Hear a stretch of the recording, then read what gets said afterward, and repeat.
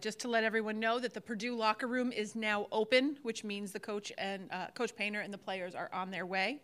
This will be open for 30 minutes. It is timed, and they will give you a heads up that your time is running down while you're down there.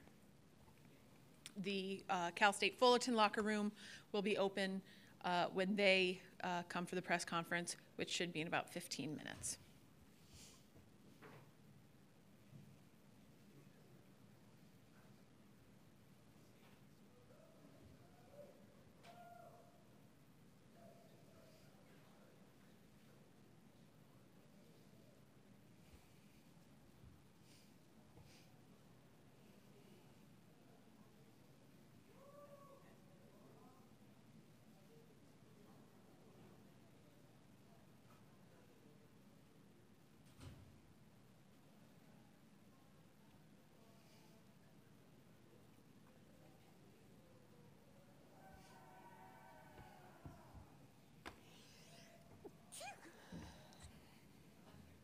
Thank you. I sneeze like a weenie.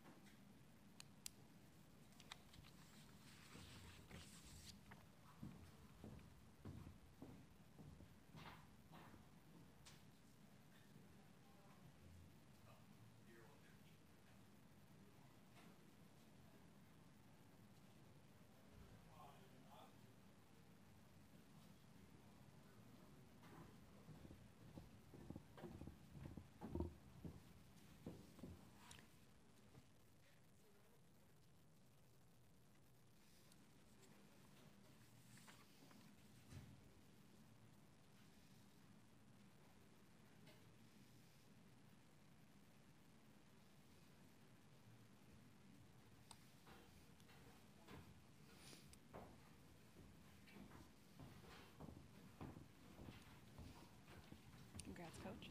Thank you. All right, folks, as we said, we'll start with an opening statement from Coach Painter, and then we'll open the floor to questions for the student athletes.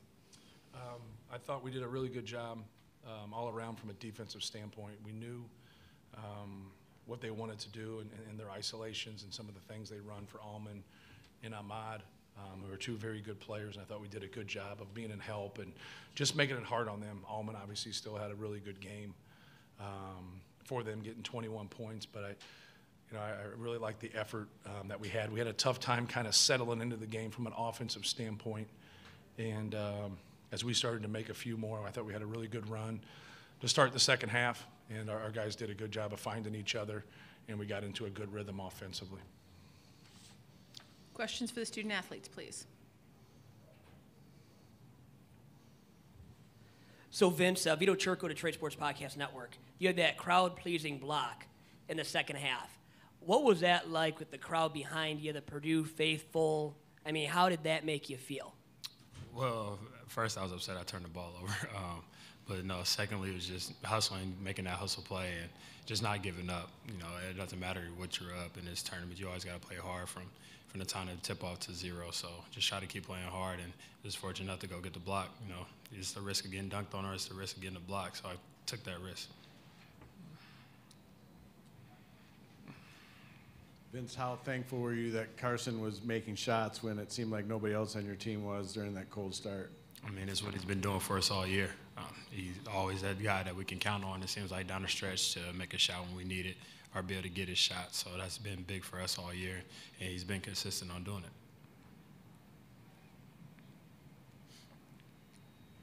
Seemed like you guys came out with a ton of energy early in the second half. What was Coach's message for you in the locker room at halftime? Just to, you know, our defense was good. He thought our defense was really good in the first half. Like you said, we got out to a slow start. And he just told us, you know, don't worry about offense. Just share the ball, move the ball, we'll be fine on offense. Continue to do what we did on defense in the first half and tighten up some things. And just don't let them get going. You know, they have really good guard play. Rose's a really good player. We just couldn't let those guys get going. I think we did a good job overall. Just a reminder, folks, please state your name and affiliation when you're asking your questions. Thank you. Larry Lage from the Associated Press. Carson, in that first half when you pulled away, what were you trying to do? What was working for you? Did you feel like during that stretch when Purdue kind of made the run that sealed it? First half or second half? First half. First half. It really came down. We just focused on getting stops. I mean, it's been a while since we played a game. I mean, we was getting our legs under us, but we just focused on getting stops, and we was able to hit some shots toward the end of the first half. But as we focused on getting stops and hopefully turn it to offense. Casey Bartley, Hammer and Rails, SB Nation. Vincent, this is now about your third tournament, counting World Games, Big Ten tournament, Battle for Atlantis. Does that experience really help coming into the NCAAs now? Of course. I feel like, you know, getting that experience to go represent your country is always special in Taipei, and being able to go out in the Bahamas. And, of course, you know, we didn't start the way we wanted to, but we finished strong, and then that carried us some momentum. We ended up going on a 19-game winning streak, which is really good for us. So, you know, the Big Ten tournament didn't go the way we wanted to. We know the regular season didn't either. So we just got to respond by just coming out and giving ourselves a chance. Just keep playing hard, and we'll be fine. Northwest Indiana Times, this is for either one of you guys. A lot has been made about the Big Ten tournament, the layoff you guys had, and now you're in the first game this morning. Is that playing any of the sluggishness to start? As Carson, you said, finding your legs? I mean, yeah. I mean, I'm just kind of speaking for myself, I believe. Just kind of a little winded for that first media timeout. But, I mean, we also kind of look at that break as a positive thing, you know, everybody get back healthy. But, yeah, I felt fine later into the game. I started getting back into a groove, and I believe a lot of us did, too, coming into the second half as well. So, yeah. Are there any further questions for the student athletes? Amanda Smith, Global Basketball. You and your coach have both talked about what you liked on defense. Moving forward after this game, what's an area that you see you guys could improve on? Definitely just communicating as a team, you know, during ball screen defense or being help side or wherever that may be. Our communication's got to be better for us. You know, our coaches can't do all the talking all the time. So as seniors and Carson being experienced with us as well, we all got to do a better job of talking. Any other further questions for the student athletes? All right, gentlemen, you can head back to your locker room. The Purdue locker room will be open for about 20 more minutes, and we'll open the floor for Coach Painter. Coach Vito Churko, Detroit Sports Podcast Network. What's the latest on Isaac's right elbow? Oh, I have no idea. He just said he obviously fell on it and he hurt it. So then he was going back. He kept holding it. I don't know if it was his elbow or his wrist. I don't know exactly what it was. But he kept holding it, and so that's the reason I took him out there, you know, at the end of the game. So. You played all manner of games, early games, late games, all of that. What is different about playing the first game on a Friday morning? We've actually been good this year at noon games. And as a coach, you always worry about that. We played Butler in a noon game. We played at Minnesota. We played at Iowa on noon games, and we played well in all 3 of them. So, just, kind of being ready. It's the same for both teams, obviously, but just trying to be ready. I think going into the NCAA tournament, you can look at the little bit of a layoff. You can look at a lot of different things. It's just hard to kind of quantify, what it actually is when you don't shoot as well. But, a lot of times you can't forget about giving credit to the defense. I thought they played pretty well and did some good things too. But, you just got to get yourself ready. You got to get yourself mentally and get up and get the guys going in the morning. Obviously, we don't have shoot-arounds on, noon games. So sometimes we do. When it gets kind of pushed around 2:33, 4 o'clock in that mid-afternoon, we'll have a shoot-around. It just depends on your team and how they play and what they do. Down front here. Larry Leach from the Associated Press.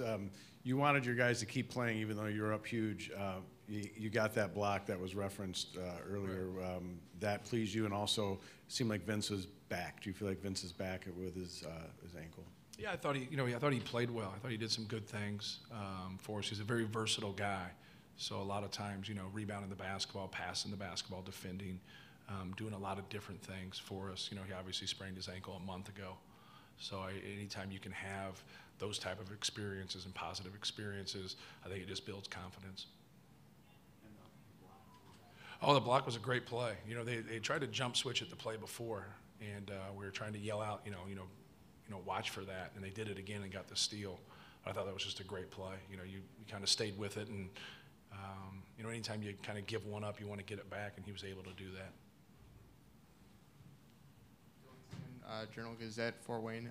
You had PJ picking up full court in the second half. Why did you no gel too? Why did you have both of them picking up full court in the second half there? Okay, we always do. Yeah, since I've been at Purdue, we've always picked up, and we go pick up the ball and pressure the ball. We always try to take them out of rhythm, take some time. It's no different than the philosophy if somebody did like a 2-2-1 zone press, just to take some time off the clock. Just try to push them out a little bit when they start their offense, just a little bit more, just so they're not kind of in that sweet spot. A lot of people do ball screen motion stuff, and then if they can get out a little bit, you can get under ball screens to keep the ball out of the paint. Just kind of little things help, but that's how we play. We've always done that. Any other questions? Oh, sorry, Larry. Three-point shooting has been a strength all year and was in the second half. The first half, do you just chalk that up to rust? I chalk a couple of them up to decisions. I thought we took a couple ill-advised ones, but for the most part, I thought we took some other ones were good shots, and it just didn't go down. And you'll have that, we always try to focus on our decision-making and taking good shots. Whether that goes in or not, sometimes guys will hang their head. You just got to stay positive when you're doing good things, because the law of averages, they're going to balance out. Any other questions? All right, Coach, congrats on the win today. Thank you.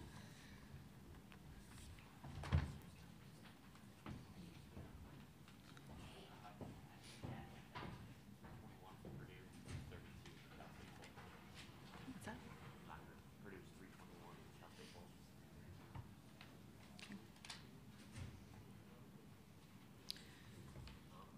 The Purdue locker room will be open for about 10 more minutes for anyone who wanted to get down there, and Cal State Fullerton is on the way.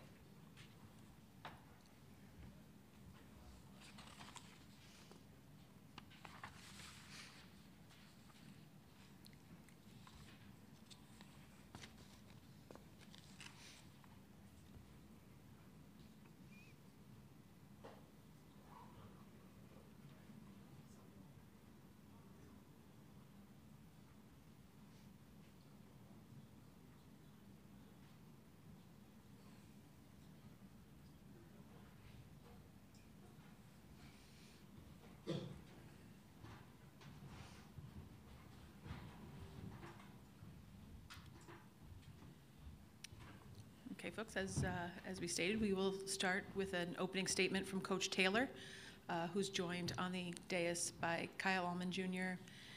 and Akeem Robertson. So, Coach, if you'd like to open with a statement, please. Sure. Hard-fought battle. Have to tip your hat to Purdue. Their team is a really good ball club. They shot the ball well from three. They got to the free throw line an exuberant amount. So having said that, I thought our guys came out and fought, particularly in the first half, just hit a little buzz all there in the second half. But I shared this with our staff last night, and I shared this with this group of guys in the locker room. In spite of the outcome, this group of guys made history for our school. In spite of the outcome, no matter what happens the rest of their life, they'll always be able to go back to Cal State Fullerton and be honored in the history of Cal State Fullerton basketball. And so for that, I'm extremely proud of these guys. I'm extremely proud of their sacrifice, what they've made, what they've done, the maturity that they've shown, and the ability to get better day in and day out. And so I can't express my gratitude to each one of these guys enough. But as we always talk about, part of our program is impact. And I think these group of guys made a heck of an impact on not only our school, but our community, the students, and most importantly, themselves, their life. And so I tip my hat to our guys and our program, excited for what's to come in the future. We'll open the floor to questions for the student athletes. Go ahead over here. Amanda Smith, Global Basketball. Kyle, your coach mentioned kind of the slowness that you guys ended up having in the second half. What do you think happened? Shots we usually hit weren't falling, and their size kind of messed with us a little bit, so it was tough. Jared Epram, Daily Titan. Akeem, being the team's sole senior on this team, what does it mean to you to be able to come this far, even if you didn't get the outcome you wanted today?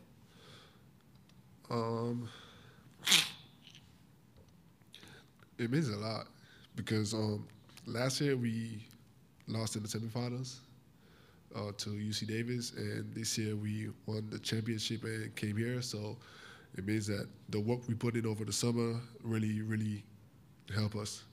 And to get thus far, it's amazing. And as Coach said, it's an accomplishment that we will never forget.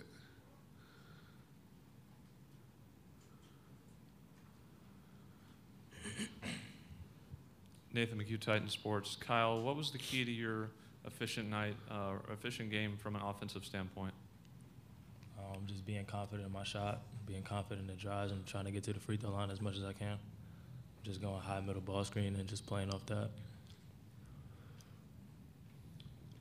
Kyle, you guys hit 2 threes in a row to cut it to 19-18. At that point, how were you feeling? I mean, I know neither team really played great offensively to that point, but you're right in the game there near the end of the first half. How confident were you at that point? I was confident throughout the whole game, so my confidence didn't waver just because those 2 shots. But, I mean, right there it seemed really good, like we had a really good chance, but then it just slipped away in the second half. Coach, obviously, you guys had the lead there with 10 minutes to play in the first half, as you mentioned just before. Down 2 with 3 minutes to play in the first half. Did you get the sense that, hey, we belong here with a team like Purdue? I just felt like this group of guys, if they could just continue to give their best, we would see what happens, And I thought during that stretch they were at their best in terms of playing hard, in terms of rebounding the basketball, getting out in transition.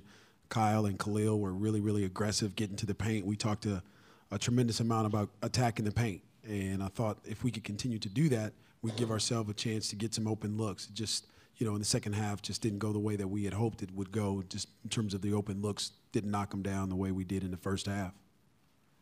Do we have any other questions for players, Larry? Larry Lage, Associated Press. Kyle, can you talk about Carson Edwards hit 13 points in the first half, was really key when they started to pull away. What was he able to do that you weren't able to slow down?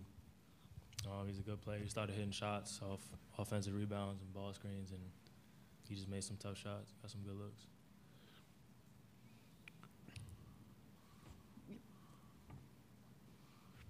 Larry, JP, thoughts on playing Haas? You watched him on film, obviously. How does film compare to reality, trying to defend him and push him around? He's a big dude. I didn't expect him to be like that big, but he was tough to guard. So I just had to match his physicality, and as Coach would tell me, do my work early. So meet him before he meets me at the post. So I guess in the first half I was doing a pretty good job of it, but coming down the second half, it just slipped away. Any other final questions for the student athletes? All right, gentlemen, you can head back to your locker room. Congrats truly on a great season. And the Titan locker room will be open for about 15 more minutes, and we'll open the floor to questions for Coach Taylor. We'll go over here first. Coach, despite Purdue's size, you seem to be very hesitant to double into the post. Was that the game plan from the start, and how do you think it worked in the first half as well as opposed to the second half? Yeah, our game plan was to try to guard the three-point line and let Haas, do what he was going to do. And in my calculation, 2 is less than 3. And so we wanted to guard the three-point line. And I thought in the first half we did a pretty good job. I think Edwards got going there a little bit and caught us on some high ball screen stuff and got some open looks. But for the most part, I thought we executed our game plan in terms of just letting Haas, go one-on-one in the post and try to make it difficult for him. And I thought he missed some easy bunnies there and maybe thought we were going to double him, but ended up not doing it. So I thought it maybe took him out of rhythm a little bit. But again, they got going there in the second half. The first 2 or 3 shots they hit, I think they were threes, and got themselves into a rhythm. And I thought the first team that could find their rhythm offensively would come out on top. And unfortunately for us, Purdue did that. Well, what were the elements toward not being able to find your rhythm? And also when it was 1918 and, they had not really shown a lot of rhythm themselves, were you thinking that, if you can get to halftime like this, you might have a chance? Yeah, I thought we just needed to continue to have quality possessions on both sides of the ball. Our possessions are very they're defined by certain criteria. And I thought the first half, even to that point, we hit each benchmark. But again, Purdue's a really good ball club. They're not the number 2 seed for on accident, and they continue to stay the course and continue to do what they do. And they're a good ball club. I thought defensively their physical presence kind of bumped us off our path a little bit and got us out of rhythm. It was difficult to get into a rhythm with the level of contact on us, against us. So we kind of got back on our heels a little bit on defense, and I thought they took that as an initiative to even be more aggressive. Coach, you've talked about the importance of rebounding throughout this season and how crucial it is for your ball club. In the first half, you guys were leading for most of the half as far as the rebounding battle goes, but it kind of slipped away in the second half. What do you think was the cause of that? I think their size and their aggressive nature and their just their physicality. I mean, I think they got 12 offensive rebounds there, and that was a key point of emphasis for us. In these types of games, you cannot afford to give up transition baskets or second chance points, and I thought that was a key element that Purdue did a really good job of executing. But again, I thought they had some 50-50 plays that they got to and hit a couple threes based on that. But again, our kids battled and we just, we came up short. We'll take one final question for Coach. What was the overall experience of these couple of days like, in contrast to what they and you might have expected it to be? And also, how much of a springboard do you think this will be toward next year, and knowing that that's out there for you? Yeah, I think, for this group of guys, I hope that they enjoyed the moment, because I just encouraged them to do that and document it the best way that they knew how. It was an awesome experience, to me, I'm a little interesting, just the motorcade and the police escort and those types of things. And, I'm sitting in the front of the bus and just, with a smile in my heart, because I know these guys deserve this. They deserve to be in this moment. They put forth the necessary work. They met the challenges throughout the course of the year in terms of dealing with adversity. And for us to be able to come here and experience this, I think it most definitely is a springboard for this group moving forward. Just like last year's little bit of success that we had, it catapulted us to another level. And I think we've got to take this to another level, especially with having, a majority of our guys back in that locker room. All of them will be back in uniform. And we've already started talking about the work that needs to be done. It's not going anywhere, and we've got to get better individually, which in turn will get better as a group. And I'm excited to get back to campus, give them some days off, but then get right back to the work that needs to be done. Coach Taylor, thank you, and congrats on a great season. Thank you. Appreciate it.